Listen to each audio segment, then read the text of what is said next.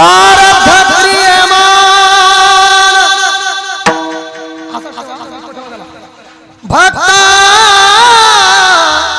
संचित नाही जाण अवघा देवाची झाला पायी भरोनिया अंतरबाई सत्वरजतम बाधा नव्हे हरिभक्ता कदा अवघा देवाची झाला पायी भरोनिया अंतरबाई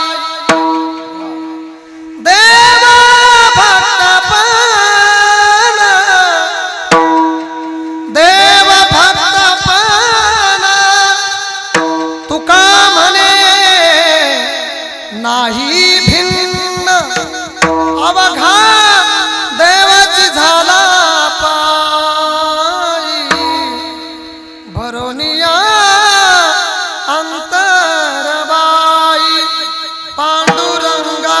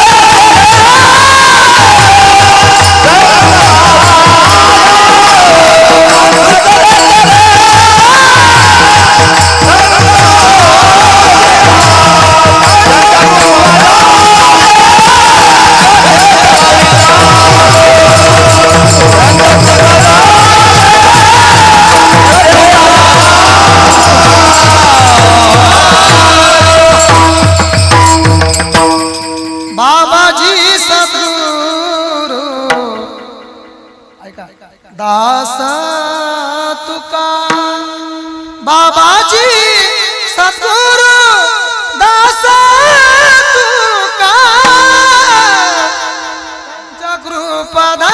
जगृपधारे कथेचा विस्तार ज्ञानेशांच्या ज्ञानमूर्ती साक्षात प्रेम स्वरूपिणं नामदेव दयामूर्तिं नाथं वन्दे पुनः पुनः वैराग्यस्य परामूर्ति देवक्षेत्र निवासिनं तुकाराम महाराष्ट्रं भक्तराज चतुष्टयं श्री संतांची माता चरणावरी साष्टांग हे करी दंडवत विश्रांती पावलो सांभाळा तरी वाढले अंतरी प्रेम सुख प्रारब्ध क्रियमान भक्ता संचित नाही जाण अवघा देवची झाला पायी भरोनिया अंतरबाई प्रस्तुत कीर्तन रूपी सेवेकरिता निवडलेला अभंग महान भगवत भक्त संत सम्राट विश्ववंदे महाराष्ट्र भूषण जगद्गुरु श्री संत तुकाराम महाराज यांचा अतिशय महत्वाचा अभंग पुन्हा ऐका. प्रारब्ध क्रियामान किंवा क्रियमान भक्ता संचित नाही जाण अवघा देवची झाला पायी भरोनिया अंतर्बाही सत्व रज तम बाधा नवे हरिभक्तासी कदा अवघा देवची झाला पायी भरोनिया अंतर्बाही देव भक्त पण तुका म्हणे नाही भिन्न. अभंगातील प्रतिपाद्य विषय असा आहे. अभंग जगद्गुरु तुकाराम महाराजांचा एवढं लक्षात ठेवा. या अभंगातून जगद्गुरु श्री संत तुकाराम महाराज हरिदासाचं हरिभक्तांचं जे भगवान परमात्म्याला प्रिय असणारे संत आहेत त्या संतांचं अलौकिक जीवन तुम्हा मला समजावून सांगतायत. विठ्ठल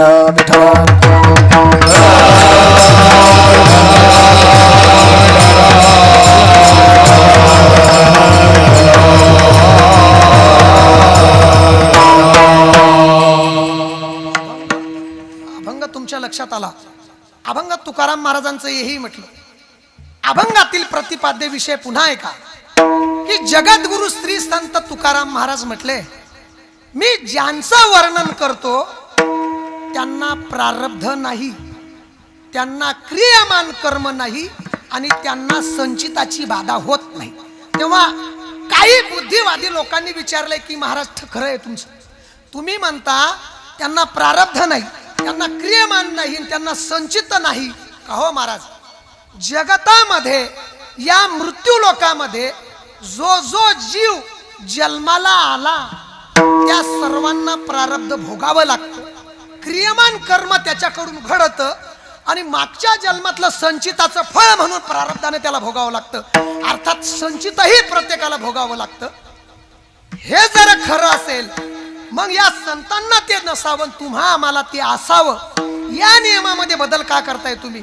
महाराज म्हटले ऐका ना, मी ज्यांचं वर्णन करतो जगद्गुरु श्री संत तुकाराम महाराजांनी विचारलं होतं की हरिदासांना मी ज्यांचं वर्णन करतो त्यांना प्रारब्ध नाही, त्यांना क्रियमान नाही, त्यांना संचिताची बाधा होत नाही. माझे गुरुवर्य नामदेव महाराज पठाडे ज्यांचं मी ऐकलं हे चिंतन, शेवट महाराजांचा ॲक्सिडेंट या अभंग कीर्तन केलं नाळंदीमध्ये आणि त्यांचा ॲक्सिडेंट झाला. वारकरी संप्रदायाचे एक ज्येष्ठ कीर्तनकार गुरुवर्य नामदेव महाराज पठाडे या महाराष्ट्राला वेळ लावून गेला हा माणूस. अभंग कसा सोडवावा, किती टक्के ओवे असल्या पाहिजे, किती टक्के तुकोबरायचं प्रमाण असलं पाहिजे. हे गाणे हिंदी गिंदी हे चालत नाही कीर्तनात. हे कोणा आणलं हे फॅड.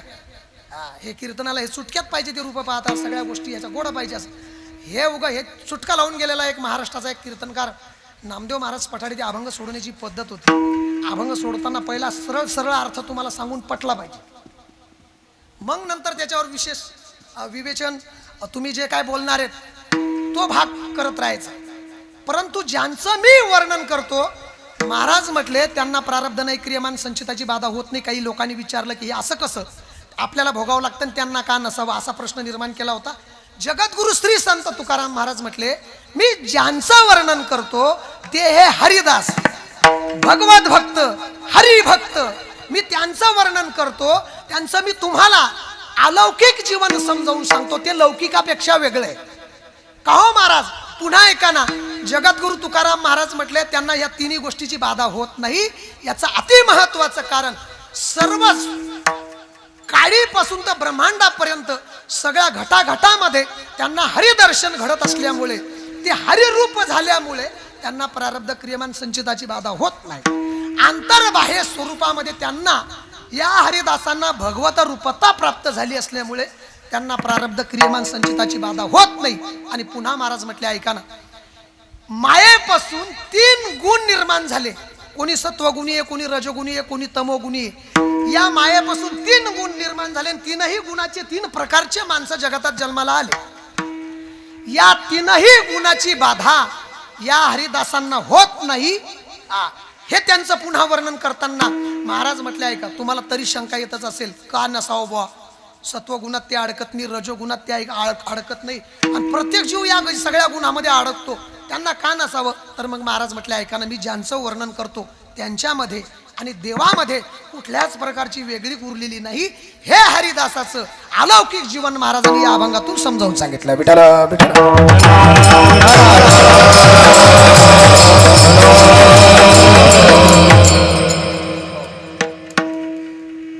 अभंग तुमच्या लक्षात आला असेल, नसेल.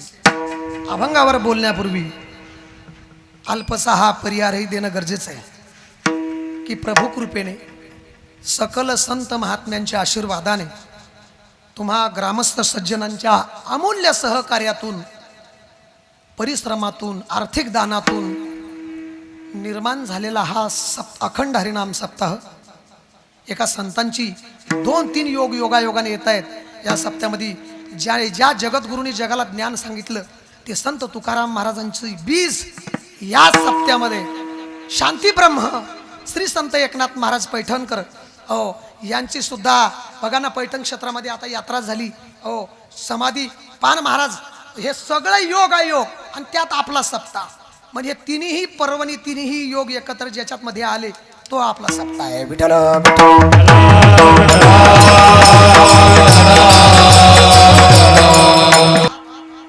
जगद्गुरु तुकाराम महाराज हरिदासाचं अलौकिक जीवन समजावून सांगतायत. अलौकिक ते लौकिकापेक्षा वेगळे. महाराज म्हटले त्यांना प्रारब्ध नाही आणि त्यांना क्रियमान नाही, आणि ते तर आपल्याला भोगावं लागतं, तुम्हा आम्हाला सगळ्या जीवांना भोगावं लागतं. मग या नियमामध्ये बदल करता कसं जगद्गुरु तुकोबर आहे तुम्ही? का सृष्टीवर सगळे जीव जर आपण जन्माला आलो, संत काही वेगळे आहेत का यापेक्षा? संतांना तुम्ही नियम कसे काय वेगळे लावतायत? अरे तेही कोणीतरी आईच्या पोटी जन्माला आले, तेही पायाने चालतात, आपणही पायाने चालतो, तेही सुद्धा कानाने ऐकतात, आपणही कानाने ऐकतो. ते हाताने जेवतात, आपणही हाताने जेवतो, ते तोंडाने बोलतात, आपणही तोंडाने बोलतो. सगळ्या जर क्रिया सगळ्यांसाठी सारख्या असतील, मग या नियमामध्ये बदल का? विठ्ठल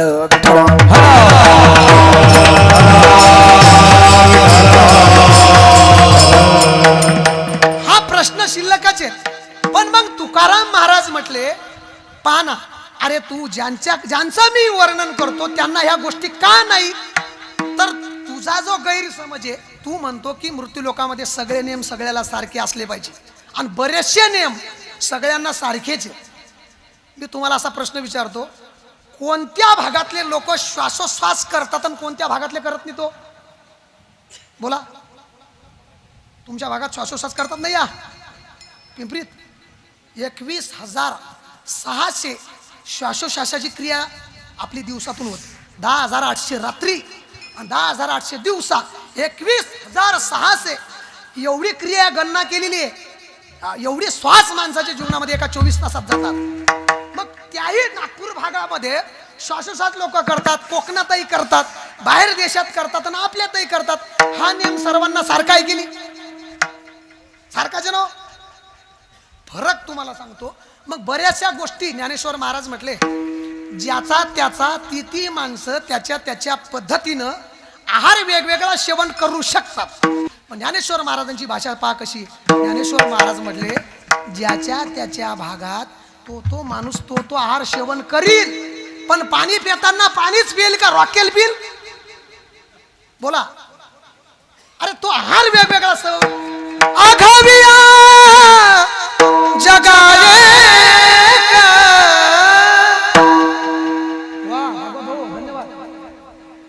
अरे या साऊंडवर तर खरं आहे. आघाविया जगाले, गाव नाही, तालुका नाही, जिल्हा नाही, राज्य नाही, देश नाही, अरे सगळं जग. ज्ञानोबा राय म्हणतात, आघाविया जगाले शव्य जैसे उदक.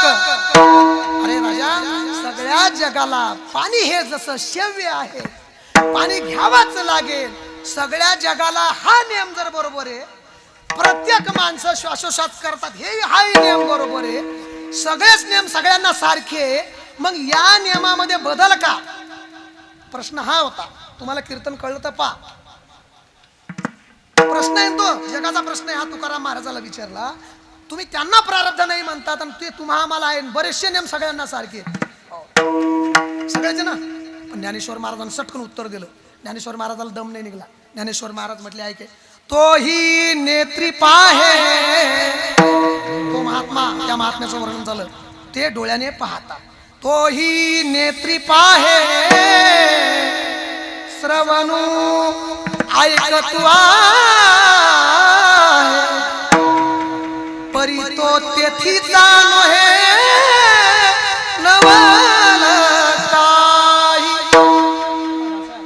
ज्ञानेश्वर महाराज म्हणतात श्रवण तोही तेच करतो, पण सिद्धांत इथं आहे, परी तो तेथीचा नोहे नवलताही. तो कर्म करी सकळे, परी कर्म बंधाना कळे. हा महात्मा ज्ञानोबारायला दम नाही निघला. महाराज म्हणले व्यवहारिक क्रिया तुमच्या आमच्या सारख्याच असतात त्याच्या, पण नाही हे लौकिक आहे. त्याचं लौकिक जीवन तुमच्या आमच्या सारखंच असू शकतं, पण अलौकिक जीवनाचा लौकिक जीवनातला फरक आहे ना. मौलीने उत्तर दिलं तरी लोकांना पटेना. ज्ञानेश्वर महाराज म्हणले असं सगळं सारखं आहे, पण तो कर्म करत असून मृत्यूलोका जन्म घेत असूनही परी तो तेथीचा नोहे नवल काही. तो मात्र हे नवल आहे त्याच्या जीवनातलं.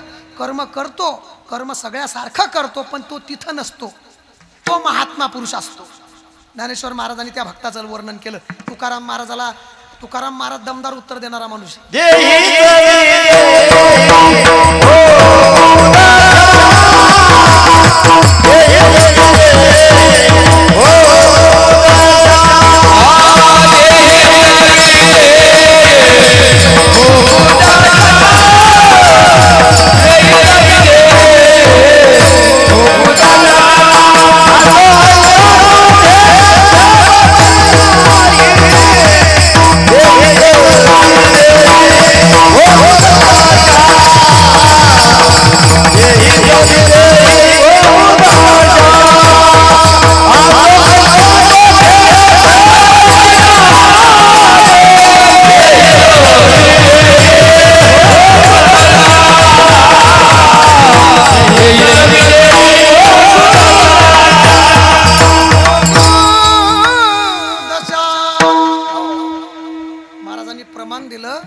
असो ऐसा कोठे आठवची नाही देहीच विदेही. माझा मुद्दा हाय की तुकाराम महाराज त्यांचं जे जीवन समजून सांगत होते की त्यांना ती गोष्ट नाही, मग याचा अर्थ या जगाने संतांना आपल्या यादीत बसवलं की ते तुमचे आमच्या सारखेच आहेत.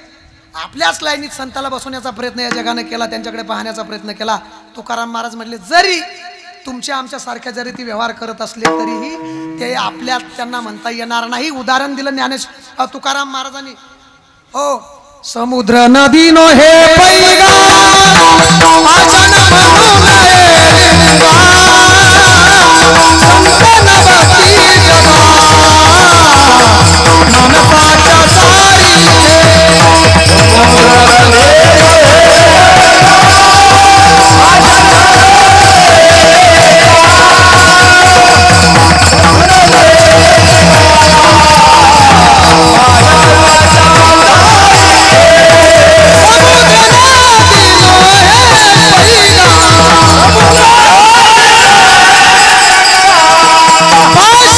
म्हणून म्हणून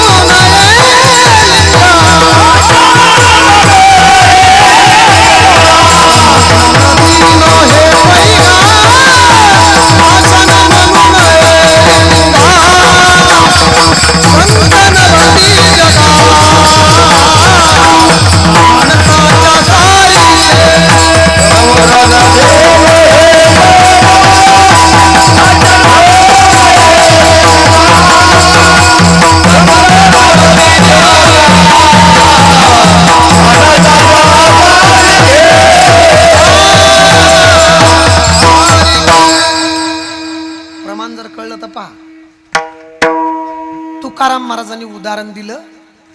समुद्र आहे समुद्र. समुद्र बघितला का तुम्ही? समुद्र पाहिला का? कसा आहे समुद्र? आमच्या वावराचं लवण वाहत आलं तसा हा का आपल्या धरणासारखं मौदरीच्या वैरागडच्या असा आहे का समुद्र? समुद्र समुद्र आहे.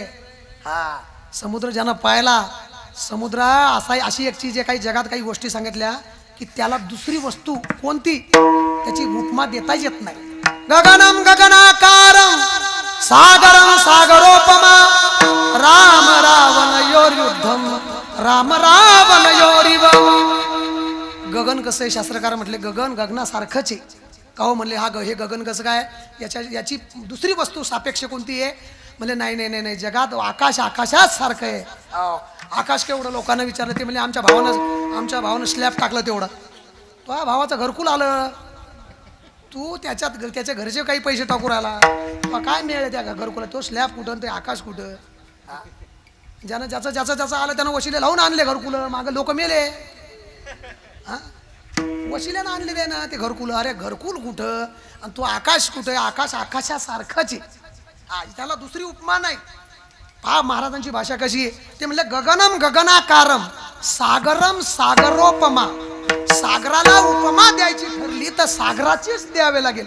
सागर कसा आहे? हो समुद्र समुद्रासारखाच, दुसरी उपमा नाही. मग पुन्हा विचारलं शास्त्रकाराले. का म्हणले? राम रावणयोर युद्धम राम रावणयोरिव. राम रावणाचं युद्ध कसं झालं हो असा प्रश्न विचारला. ते म्हणजे आम्ही काल वावरात बांधावरून भाऊ भाऊ भांडलो तसं. असं युद्ध आहे का ते? आमच्या घरी भांडणं झाले बा तसं झालं राम रावणाचं युद्ध. अरे येडपटे तुम्ही. तो राम रावणाचं युद्धासारखं जगातच कोणतं युद्ध नाही झालं. कोणतंच नाही. कृष्णाच्या हिच्यात सुद्धा एवढे युद्ध झाले. राम रावणयोर युद्धम 18 पद्म एकक दशक शतक हजार 10,000 लक्ष दशलक्ष कोटी दशकोटी खर्व निखर्व शंख पद्म आणि अनंत. ही संख्या आहे कॉम्प्युटरमध्ये न बसणारी. ही अनंतपर्यंत एवढी संख्या. 18 पद्म एक संख्या आहे याच्यातली. 18 पद्म वानर करीती भुभुकार शब्द पाकाचा. 18 पद्म तर वानर होते. पद्माची संख्या ती गणित पाच बसा तुम्ही. 4,32,000 वर्ष कलियुग, 8,64,000 रुपये 64,000 द्वापार युग, 12,96,000 त्रेतायुग, 17,22,000 कृतयुग, 4,43,20,000 वर्ष एकत्र गेले. तेव्हा एक चौकडी झाली. चौकडी 4 युग फिरून गेले. 43,20,000 वर्ष होतात. ही चौकडी फिरून गेली. असं रावणाचं आयुष्य किती होतं? तुम्ही रावणाचं आयुष्य माहित नाही का तुम्हाला? तुम्ही जेवायला बसले का? जेवायला पंक्तीत बसल्यावर लोक आरडतात रावणा रावणा राज्य गंभीर केले. ते श्लोक मनाचा भलता तरफडा करतात लोक. कशी आरडतात. आणि त्या रावणाला दम दिला बा आपल्या लोकांना. महाराज त्या रावणाला असा दम देतात. शिते सारिखे रत्न तुला पचना. मग तुला पचतील का? काय त्या रावणाला दम दिला बारा. रावण रावण असं जोरानं आरडतात महाराज. त्या पंक्तीत कान ठेवाय जरा शांततेत मग. आणि लोकांना सोमवारच नाही महाराज कुठं काय म्हणावं म्हणून. राजा भीमक मकर रुक्मिणी सनयनी. आता भीमक शब्द घातला पहिला खाल्ला डबल म्हणता राजा भीमक. आणि नंतर काय म्हणतात? मकर रुक्मिणी सनयनी. अरे भीमक शब्द आला इकडं. रुक्मिणी सनयनी असं म्हणायचं पाहत नाही. कुठं थांबायचं नाही. राजा भीमक रुक्मिणी सनयनी देखो चिंता करी ही कन्या सगुणावरा रूपवरा कमनासिना देही. चांगले टोक करायचे तुम्ही आता.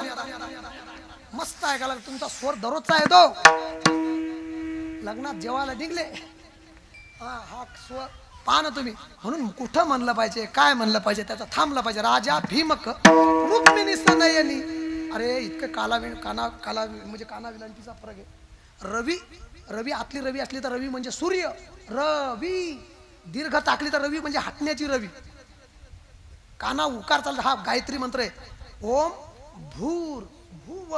हा भू जर पहिला भू आहे दीर्घ लांबायचा आणि दुसरा भू लगेच म्हणायचा. जर हा गायत्री मंत्र चुकीचा म्हणला तर ऍक्सिडेंट होतो माणसाचा. दरिद्री घरात निर्माण होते. पोरग बिमार पडेल, बायको मरील. तुम्हाला सांगतो हा गायत्री मंत्र कुठेही म्हणायचं काम. हा त्रिकाल संध्या करूनच म्हणायचा मंत्र आहे. तुम्हाला अरे येडे आहेत का तुकाराम महाराज. तुकाराम महाराजांनी शब्दात सांगितलं मंत्र चळे थोडा तरी धडची होय वेळा.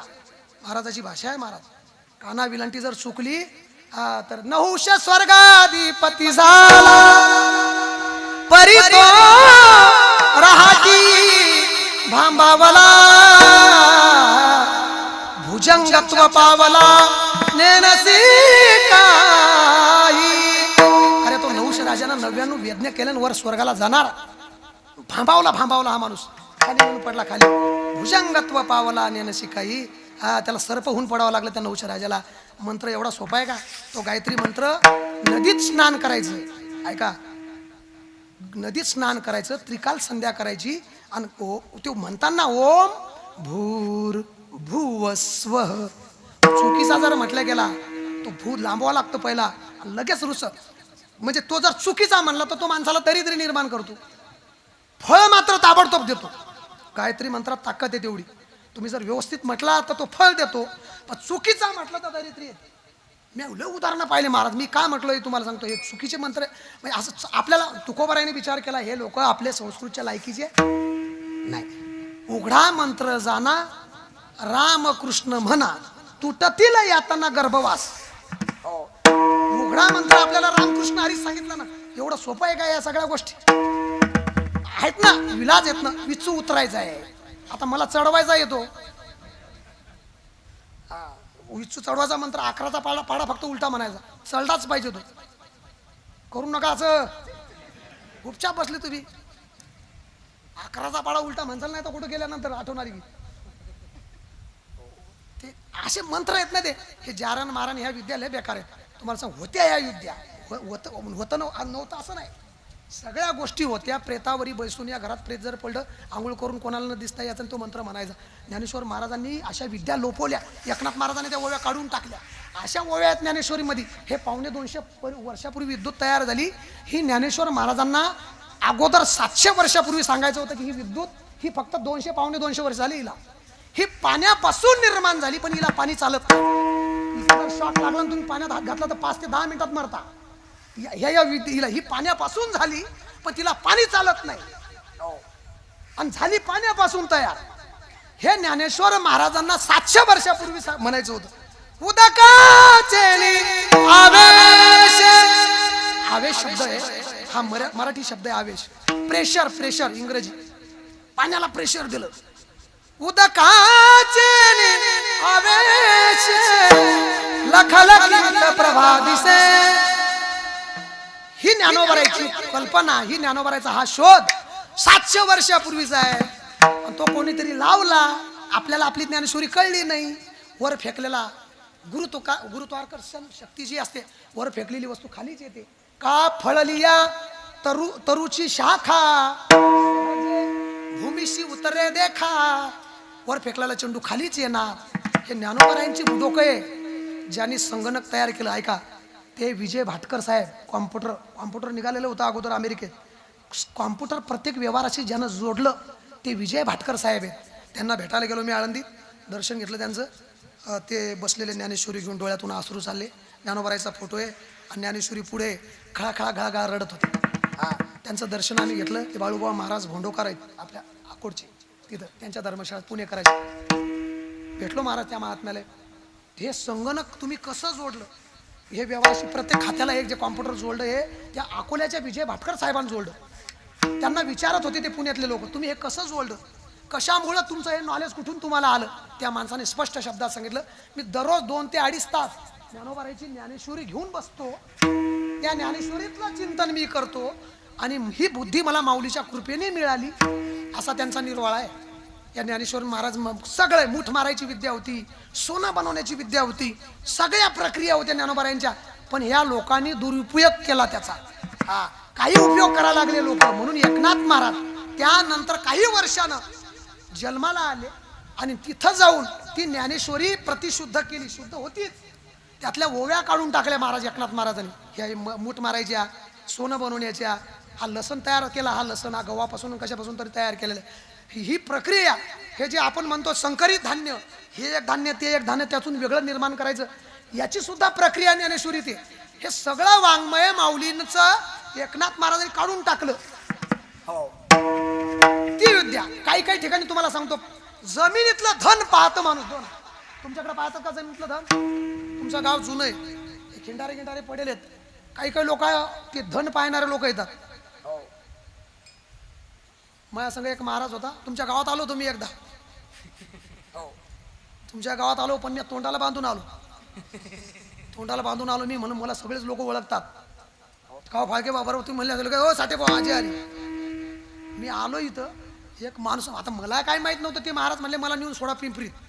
पिंपरीत सोडा. ते माझ्या गाडीत बसलं साधू, आणि पुढं 2 माणसं होतेच. मग ते आले, त्यांच्याबरोबर मी आलो. धन पाहता इथं धन. ऐका, धन पाहायची ओवी सांगतो तुम्हाला. ज्ञानेश्वर महाराजांनी सांगितलं, पाताळीचे निधान. पाताळातलं निधान म्हणजे धनाचा ठेवा. दाबीला किर अंजन. हे कोण दाखवू शकतो? पाताळातलं धन, पाताळातलं पाणी. अरे परी व्हावे लोचन पायाळूचे. पायाळू माणसाचे डोळे पाहिजे तिथं. बरं आता इथपर्यंत झालं, पायाळू माणसं तर लय. आता मी पायाळू आहे, मला काहीच दिसत नाही. पोंगा पंडित नाही ना, आईस्क्रीम नाही, काहीच नाही. मला काहीच दिसत नाही त्या धनातलं. त्या दिवशी माझा बोर फेल गेला. फेल गेला. 45ला राख लागली. काय खरं नाही, मला काही दिसत नाही. माय म्हणे हा तू पायाळू आहे. मग त्या बुढीनं आमच्या आगाऊपणा केला. बिबा फोलटान डाव्या पायाच्या करंगाळी लावला. मला काहीच दिसेना महाराज तेव्हापासून. नाही तर लय मस्त झाला असता आम्ही. जर बा पैसा लय छापला असता म्या. कीर्तनाचा काही, पाणी पायाचा काही, धन काढायचा काही. बुढी म्हणे आपण वारकरी आहे, आपल्याला जमत नाही. पण ज्ञानेश्वर महाराजांनी पुढचं सांगितलं. तुम्हाला सांगतो, पायाळू माणूस असून चालत नाही. नुसता पायाळू माणूस चालत नाही, त्याला गोवी दुसरी सदैवा आणि पायाळा. तो पहिली गोष्ट दैववान पाहिजे. वरी दिव्यांजन लिहिले आहे डोळा. ज्ञानेश्वर महाराज म्हणतात तोच दैववान पाहिजे आणि तो पायाळू पाहिजे. पण ज्ञानेश्वर महाराज इथपर्यंत आले. तो पायाळू आहे, दैववान आहे. आणि अंजन डोळ्यात घालायचं सांगितलं. कुठला तरी पक्षी मारायचा, 4 दिशेच्या 4 गोवऱ्या जमा करायच्या आणि तो जाळायचा, आणि ती राख डोळ्यामध्ये घालायची. पण तो पक्षाचंच नाव माऊलीनं काढून टाकलं. एकनाथ महाराजांनी काढून टाकलं.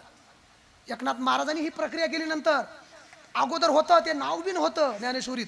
एकनाथ महाराज म्हणले लोक मूर्ख आहे, हे नुसते त्याच्या नांदी लागतील. ते नावच काढून टाकलं एकनाथ महाराजांनी. तो पक्षी सुद्धा गायब केला त्या ओवीतून. अशा ओव्या, ही ज्ञानोबारायची प्रक्रिया. आता हे काय सांगत गेलो मी तुम्हाला. संत ते संत आहे, तुम्ही आम्ही ते तुम्ही आम्ही. हे उदाहरण सांगता सांगता जगद्गुरु तुकाराम महाराज म्हणले, अरे ते संत आहे समुद्र नदी नो हे पैगा. फक्त मोजून 16 मिनिटात शिल्लक येत नाही. पाषाण म्हणून लिंगा संत नवती जगा. माणसाच्या सारी या प्रमाणाचा सटकन अर्थ सांगतो. समुद्र नदी नो हे पैगा. समुद्र आहे, समुद्राला नदी म्हणणं समुद्राचा अपमान आहे. नदी आहे, समुद्र आहे. समुद्र नदी नो हे पैगा. आता मंदिरात मूर्ती बसवली. ही मंदिरात मूर्ती बसवली, ही पाषाणाची आहे, दगडाची आहे. ही कोणी संगमरी दगडाची असेल, वेगवेगळ्या दगडाची असेल, ती घडली. ब्राह्मणाच्या मंत्रोपचाराने ती तांदूळात ठेवली, गव्हात ठेवली, फुलात ठेवली, साखरेत ठेवली. सगळी ब्राह्मणाच्या मंत्रोपचाराने त्याच्यात आवाहन केलं. आणि आवाहन करून देवत्व प्राप्त झालं. ती सिंहासनावर बसली. मूर्ती पाषाणाची जरी असली, तिला आता पाषाण म्हणता येईल का? समुद्र नदी नो हे पैगा. पाषाण म्हणून लिंगा. तिला आता पाषाण म्हणता येईल लिंगाला? का नाही? पाषाणाची नाही का ती? आहे पाषाणाची, पण आता त्याच्यात देवत्व प्राप्त झालं, त्याला आता पाषाण म्हणता येणार नाही. सिद्धांत हा सांगायचा तुकोबरायांना. संत नवती जगा माणसाच्या सारी. उत्तर दिलं महाराजांनी, संत त्या संतांचं जीवनच वेगळं आहे. तुमच्या आमच्या सारखे असले तरी ते आपल्यासारखा रे, समुद्र समुद्र आहे, त्याला नदीची उपमा देता येणार नाही. संत ते संत आहेत. मग या संतांचं हे झालं लौकिक. अलौकिक जीवन सांगताना महाराज जे सांगतायत ते अभंगाच्या पहिल्या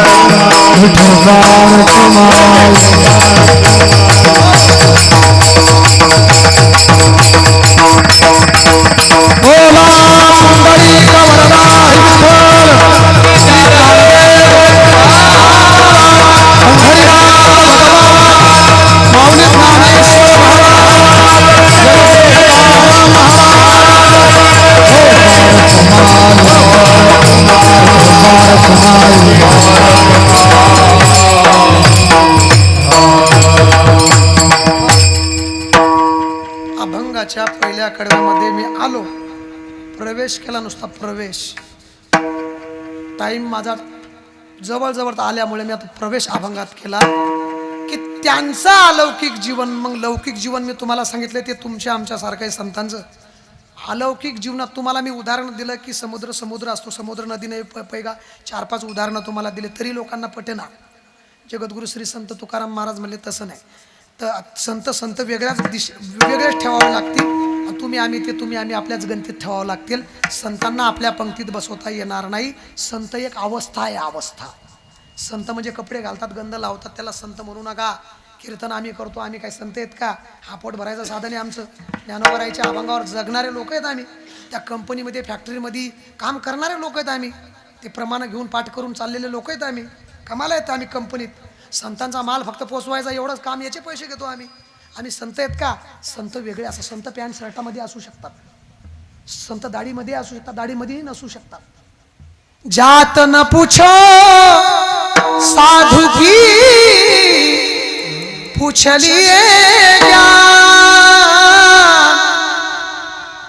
कोण्याही जातीत जन्माला येऊ शकतात संत. जात न पूछो साधु की पूछलिए ज्ञान. मोल करो तलवार की पड़ी रहने दो म्यान. कबीरा पड़ी रहने दो म्यान. काय सुंदर उत्तर दिलं. ती तलवार आहे, तलवार रस्त्यात टाकायची वस्तू नाही, ती म्यान्यामध्येच घालून ठेवलेली चांगली. घरात इळा कुऱ्हाड अशी रस्त्यावर पडू द्यायची वस्तू नाही. शस्त्र आहे ते शस्त्र, ते आत ठेवलेलं बरं, रस्त्यावर पडू द्यायची वस्तू नाही. संत जात न पूछो साधू की. जातीवर कुठे संत ठरतात का? पूछलिए ज्ञान. मोल करो तलवार की पड़ी रहने दो म्यान. कबीरा पड़ी रहने दो म्यान. काय महाराजांची भाषा आहे. संत कुठेही जन्माला येऊ शकतात, कशाही वेशात असू शकतात. नुसतं धोतर घातला म्हणजे संत आहे असं कधीच म्हणू नका. त्यानं माळ घातली म्हणजे तो संत आहे असं कशावरून तुम्ही ठरवता? तुकोबा राहील तर मान्यच नाही त्या गोष्टी. कीर्तन करतो म्हणजे तू काय कीर्तनकार असेल रे, संत नाही. गायन करतो म्हणजे तू गायक झाला, तू काय संत आहे का? संत एवढी, संत एक अवस्था आहे विश्वसृष्टीमध्ये. प्रत्येक चराचरात ज्याला भगवत दर्शन घडतं आणि तसा तो वागतो, सम अधिकत संत. व्याकरण आहे की समसमानतेने जो जगाकडे पाहतो तसं आचरण करतो. सर्व सृष्टीमध्ये ज्याला भेद दिसत नाही. दया करणे जे पुत्राशी त्याची दासाने दासी. हो वगैरे होची साधू ओळखावा देवते तेची जागा. जे रंजले गाजले त्यासी म्हणे जो. तो साधू आहे, तो संत आहे. संत एक अवस्था आहे बा. देवाची तद्रूप झालेली व्यक्ती म्हणजे संत. तो त्याच्या वेशावर ठरत नाही. तरी लोकांचा प्रश्न शिल्लक होता नाही रे, आपल्याच यादीत त्यांना टाका. तुकाराम महाराजांनी उदाहरण दिलं. फक्त 4 उदाहरण सांगतो तेवढ्या मिनिटात, माझ्या 12-13 मिनिटात 4 उदाहरणं ऐका. आता पहा, संतांना वेगळं का ठरवायचंय तर तुम्हाला उदाहरण सांगतो. महिला मंडळ, तुम्ही तुमच्या घरी म्हशी आहेत ना, दही निघतं का? दही ताक, ताक निघत असेल ना का? नाही निघत. म्हशीला दूध नाही का? हा हा, तुम्ही रवी लावतच नाही समजा. पर जाऊ द्या. तुमच्या भागात तूप काय भाव आहे? तूप 800. पर ताक काय भाव आहे? ताक फुकट. आता तुम्हाला मी असा प्रश्न विचारतो, तूप कशापासून तयार झालं? कशापासून? ताक कशापासून तयार झालं? कशापासून? दुधाची अंगी निघेता लोणी, निघेता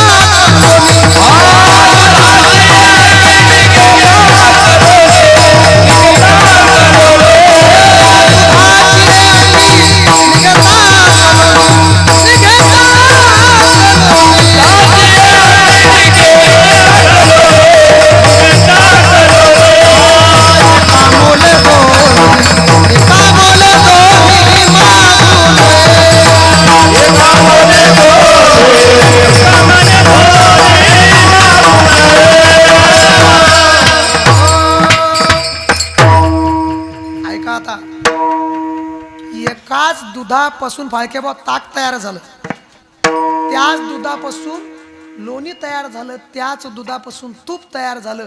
पण त्याची उत्पत्ती कशामुळे झाली? दुधामुळं. दुधाची अंगी, काही ठिकाणी दह्याची अंगी. दही नाही, दही नंतरची प्रक्रिया. गाच्यात पाठ भेद करून टाकले लोकांनी. आमच्या बऱ्याचशा लोकांना लय शहाणपणा केला, बऱ्याचशा गोष्टी जास्त स्टँडर्डपणा करायला. दुधाची अंगी निघे ताक लोणी. एका दुधापासून ताकही निघालं, त्याच दुधापासून लोणी निघालं. मग दोघांची किंमत एक आहे का? त्या बायांना मी प्रश्न विचारला, तूप काय भाव आहे? ह्या पटकन म्हणले 800 रुपये. ताक काय भाव आहे म्हणजे फुकट का हो? हा फरक कशामुळं? दोघांची जर उत्पत्ती त्या दुधापासूनच आहे, मग हा फरक तुम्ही ताकाच्या भावात तूप काय देत नाहीत बा? आता उत्तर आहे तुमच्याकडून, उत्तर घ्या. ताक ज्या भावात आहे त्या भावात तुम्ही तूप का देत नाही? एका दुधापासून निघलं ना. संत महात्मे भूतलावर आले म्हणतात, आमच्यासारखं जीवन जगतात म्हणतात, कोणीतरी आईच्या पोटी जन्माला आले कपडे आपल्यासारखे घालतात, फिरतात, बोलतात, त्यांना आपल्या यादीत आणायचं म्हणता तुम्ही. मग जसा दुधातला आणि तुपातला फरक आहे, तुकोबर आहे म्हणतात. तूप तुम्ही फुकट देऊ शकत नाही, जरी उत्पत्ती स्थान दोघांचं असलं तरी तुम्ही त्या गोष्टी सारख्या करू शकत नाही. हा भेदच आहे ना, फरकच आहे ना. जसं दूध आणि तूप वेगळं आहे, पण उत्पत्ती स्थान दोघांचं एक आहे. पैशात फरक आहे, व्यवहारात फरक आहे. एका मोले दोन्ही, एका मोले दोन्ही मागू नये. तुकाराम म्हणतात मागणारा मागू नये. व्यवहार चुकीचा ठरेल तुमचा. तूप आहे, जरी उत्पत्ती स्थान असलं तरी बाबा तूप आहे. आणि दही वेगळे. ज्ञानेश्वर तुकाराम महाराजांनी दुसरं उदाहरण दिलं. याच पृथ्वीपासून हिरा निघाला, हिरा. त्याच पृथ्वीपासून गारगोट्या निघाल्या. हिरा हिरा हिरा पाहिला का तुम्ही? हिरा पाहिला का कोण? हिरा. पिंपरीतले लोक चांगले श्रीमंत आहे म्हणतात. हिरा हिरा आपण तर पाहिला नाही बा. मी गंज पुण्या मुंबई फिरतो, अजून काय आपण पाहिला नाही. पण आमची म्हातारी मला म्हणायची, ए हिर्या. मग मला वाटायचं मी हिराचे. हिर्या म्हणायचे जोराने, ए हिर्या. हिर्या म्हणजे याचा अर्थ हिरा काहीतरी विशेष असला पाहिजे. पाहता पृथ्वीचे मोल थोडे, पृथ्वीची संपत्ती. ऐका हिऱ्याची व्याख्या.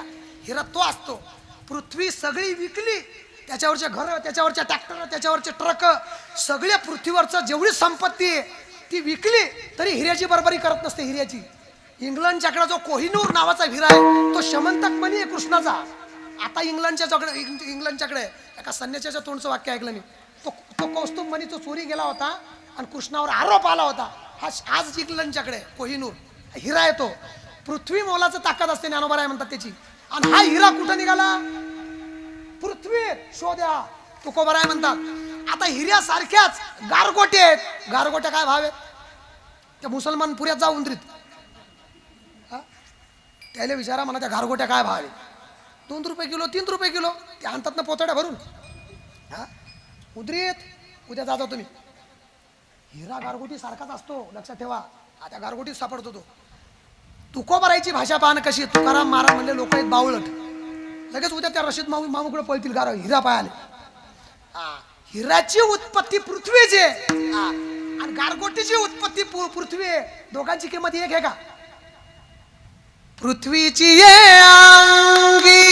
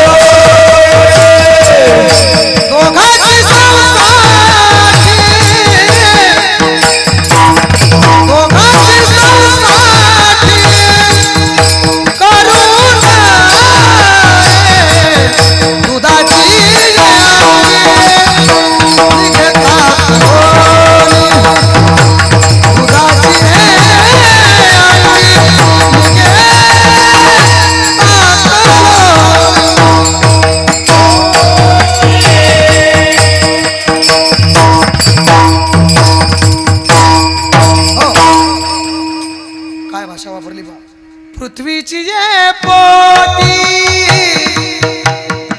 शब्द कसा आहे? पृथ्वीची ये पोटी हिरा गारगोटी दोघांशी सौसाठी. सौसाठी शब्दाचा अर्थ तुलना. शब्द पाहतो कोबरायची. दोघांशी सौसाठी करुण दुधाची अंगी निघे टाकलोनी. पृथ्वी हिऱ्या जरी उत्पत्ती स्थान एक असलं तर दोघाची किंमत बाबा एक नाही. हिरा तो हिरा आहे, गारगोट्या त्या गारगोट्या. आकाशाच्या पोटी चंद्र तारांगणे, आकाशाच्या पोटी चंद्र तारांगणे. तिसरं उदाहरण, आकाशात चांदण्या येतात, चंद्र येतो, चंद्राची बरोबरी ते आकाश चांदण्या करू शकत नाही. चंद्र तो चंद्र आहे, चांदण्या त्या चांदण्या आहेत. दुधापासून ताक निघला, लोणी निघलं, दोघांची किंमत एक नाही. हिऱ्याची किंमत आणि गारगोट्याची किंमत एक नाही. आकाशाच्या पोटी चांदण्या निघल्या आणि चंद्र निघलं, किंमत नाही. तुकाराम महाराजांनी शेवटचा सिद्धांत वापरला. तुका म्हणे तैसे संत आणि तुका म्हणे तैसे संत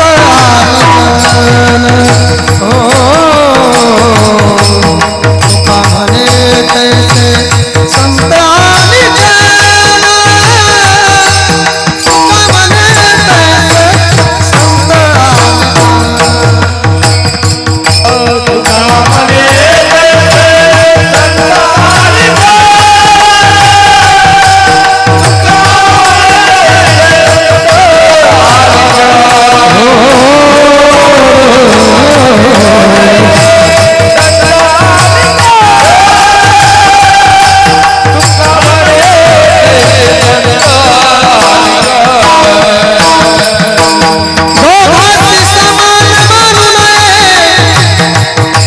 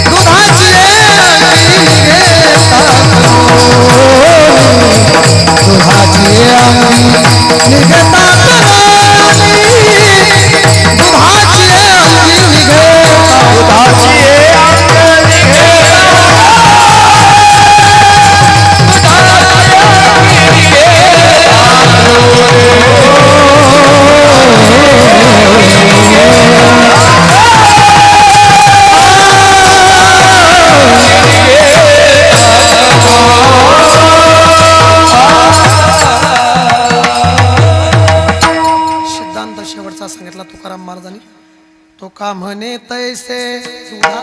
काही अभंगात उदाहरणं देत देत आले, काही उदाहरणं देत देत आले. सिद्धांत शेवटच्या कडव्यात सांगितला. हे उदाहरण दिलं पहिलं, दुधाची अंगी निघे ताक लोणी, दोघाशी समान मानू नये.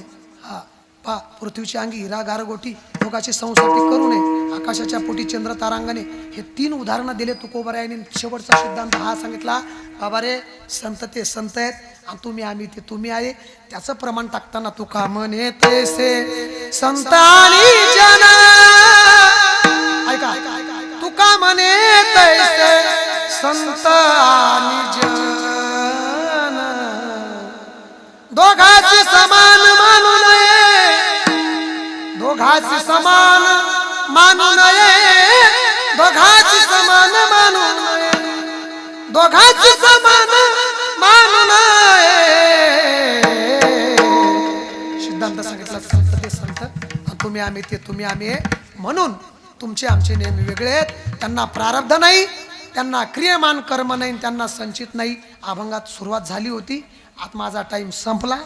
प्रारब्ध म्हणतात कशाला, संचित म्हणतात कशाला, आणि क्रियमान कर्म कशाला म्हणतात. आता तर सुरुवात झाली. मी प्रस्तावनेत तुम्हाला सांगत चालू, संत आणि तुम्ही आमची व्याख्या, त्यांना का ते नसावं, तुम्हा आम्हाला ते का असावं. आता प्रारब्ध म्हणतात कशाला, क्रियमान कर्म कशाला म्हणतात, संचित. अतिशय अवघड विषय, पण तुम्हाला मी आता सोप्या सोप्या भाषेत तिथपर्यंत आणलं.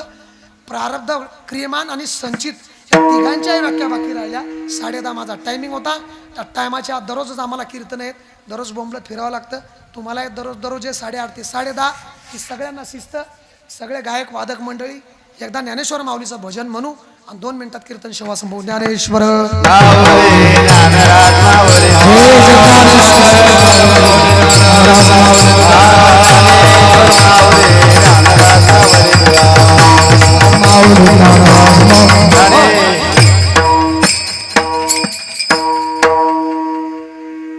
अभंग जगद्गुरु तुकाराम महाराजांचा होता. अभंगात प्रवेश आपण केला होता. तुम्हाला मी सरळ अर्थ सांगून दिलाच होता. त्यांना प्रारब्ध नाही, क्रियमान नाही, संचित नाही. का नाही तर अंतर्बाह्य स्वरूपात देव झाले. संत महात्मे ही त्या अवस्थेत गेले की त्यांना ती प्रारब्ध लागू पडत नाही, त्यांना क्रियमान कर्म लागू पडत नाही. अशा ब्रह्मानंदामध्ये निमग्न झालेल्या महापुरुषाकरता ज्ञानेश्वर महाराज म्हणतात, शस्त्रवरी तोडलिया आगी माझी पौडविलिया, चित्त महासुखी पौडविलिया चेवोची नाही. त्याला जागच येत नाही. असा महात्मा त्या बोधात विलीन झाला. त्या महात्म्याला लागून येदी पाप पुण्य अंगा पापही लागून येदू, अंगा पुण्यही लागून येदू. अशा ब्रह्मबोधामध्ये प्राप्त झालेल्या संतांना हे प्रारब्ध लागू पडत नाही, क्रियमान कर्म लागू पडत नाही. ह्या ज्ञानोबारायांच्या उत्तर या ओवीने आपल्याला उत्तर मिळालं.